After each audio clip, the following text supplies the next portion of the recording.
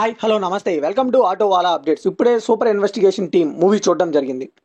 ఈ movie 1 hour 55 minutes run టైంతో G5లో తెలుగులో కూడా స్ట్రీమ్ అవుతుంది. ఈ మూవీ చూసాక నాకైతే బిలో యావరేజ్ ఫిల్మ్ అనిపించింది. టోటల్గా ఈ మూవీ అయితే ఆన్ పేపర్ చాలా బాగా రాసుకున్నారు, కానీ ఎగ్జిక్యూషన్ ఫ్లాస్ అయితే చాలా ఉన్నాయి. ఓకే, ఇప్పుడు కిల్లర్ దొరికిపోవాలి, కానీ అక్కడ చూపించేసరికి వేరే వాళ్ళని చూపించాలి ట్విస్ట్ మాదిరి అన్నట్టుగా చూపించారు. కానీ టోటల్గా ఇది చూపించే విధానం అయితే అస్సలు బాగాలేదండి. సో ఇలా రిపీటెడ్గా జరుగుతూనే ఉంటుంది, వీడి కాదు అన్నట్టునే ఉంటుంది మూవీ అంతా. కానీ ఈ మూవీ ఎందుకు ట్రై చేయొచ్చు అంటే ఇది ఒక థ్రిల్లర్ కాబట్టి, అండ్ లాస్ట్ వరకు కూడా విలన్ ఎవరో రివీల్ చేయరు కాబట్టి మనకైతే ఆ క్యూరియాసిటీ అయితే బిల్డ్ అవుతుంది లాస్ట్ వరకు. సో కొన్ని థ్రిల్లింగ్ ఎలిమెంట్స్ కోసం అయితే ఈ మూవీని ఒకసారి ట్రై చేయొచ్చు. అండ్ లాస్ట్లో కూడా పార్ట్ 2 ఉందని టు బీ కంటిన్యూడ్ అని అనౌన్స్ చేశారు. ఈ మూవీని ఫ్యామిలీతో చూడొచ్చా అంటే చూడొచ్చు, అడల్ట్ కంటెంట్ ఏం లేదు. ఈ మూవీ బేసిక్ స్టోరీలు ఏంటంటే హస్బెండ్ అండ్ వైఫ్ ఒక ఇంట్లో ఉంటారు, హస్బెండ్ అయితే చంపేస్తారు. సో ఎందుకు చంపారు, ఎవరు చంపారని తెలుసుకోవడానికి స్పెషల్ ఇన్వెస్టిగేషన్ టీం రంగంలో దిగుతుంది.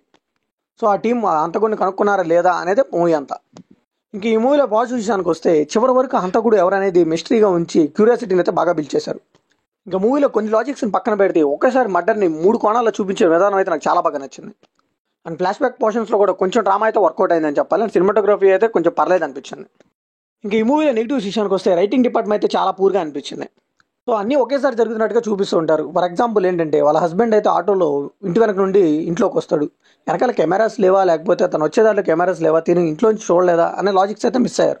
ఇంకా మటన్ కూడా సరిగ్గా ప్లాన్ చేసుకోలేకపోయారు, ట్విస్ట్లు కూడా అసలు అంత పెద్దగా వర్కౌట్ అవ్వలేదు, ఇంపాక్ట్ ఏం చూపించలేదు మూవీ మీద. ఇంకా ఫైట్స్కి అయితే వాటికి దండం పెట్టాలంటే చాలా ఫోర్స్డ్గా అనిపించాయి. అండ్ అక్కర్లేని ఐటమ్ సాంగ్ కూడా ఒకటి పెట్టారు. ఇంకా ఫైట్స్ అయితే హీరోని అయితే ఎలివేట్ చేయడానికి పెట్టినట్టే అనిపించింది. హీరోయిన్ కావాలని ఎలివేట్ చేయడానికి ప్రతిసారి ఫైట్ వచ్చినప్పుడు హీరో వచ్చి కాపాడుతూ ఉంటాడు. ఇంకా బీజిఎం అయితే అంత ఎఫెక్టివ్గా అనిపించలేదు. అండ్ టు బీ ఫ్యాక్ట్ ప్రిసైజ్గా చెప్పాలంటే పోలీస్ క్యారెక్టర్కి వాళ్ళందరూ ఫిజికల్గా చాలా బాగా సెట్ అయినా కానీ అసలు యాక్టింగ్ పరంగా అయితే శూన్యం అని చెప్పాలి. ఇంకా కొన్ని ఆర్టిఫిషియల్ సీన్స్ అయితే చాలా బాగా తెలిసిపోతుంది వాళ్ళు ఓవర్ యాక్షన్ చేస్తున్నారని. మెయిన్గా చనిపోయిన అమ్మాయి వాళ్ళ హస్బెండ్ యాక్టింగ్ అయితే మరీ ఆర్టిఫిషియల్గా అనిపించిందండి. ఇంకా మల్టిపుల్ ఫ్లాష్ బ్యాక్స్ పెట్టారు, దానివల్ల అయితే కొంచెం కన్ఫ్యూజ్ అవుతాం.